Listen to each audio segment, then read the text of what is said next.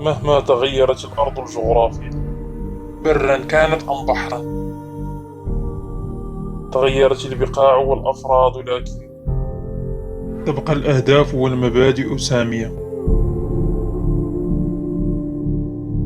قافلة خير الثانية، هكذا اختير لهذه المبادرة تسمية. انطلقت الرحلة صوب مدرسة ابتدائية بتينوينان، هي قرية داخل نفوذ جماعة نظمت ضواحي تارودانت. اتخذت إحدى هضاب الأطلس الصغير مكانا لها هناك، زينتها لوحة واحة بالخضرة تبسمت.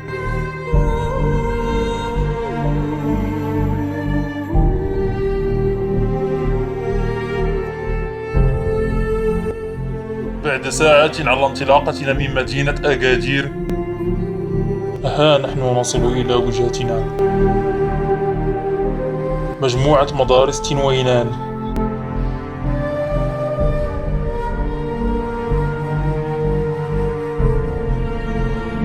فما إن وضعنا رحالنا وما حملت أيدينا من معدات وأدوات جاد بها كرام أبناء الكرام، حتى بدأنا في تقسيم المهام. جمر على السواعد وعقد العزم، ليبدأ العمل وينتهي الكلام.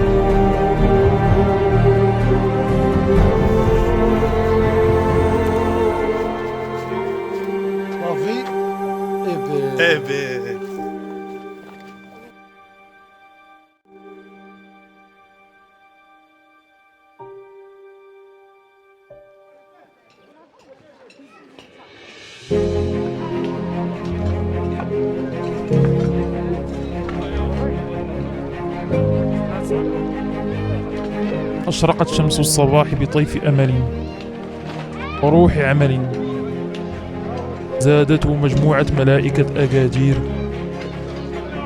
إقداما على تحقيق الهدف.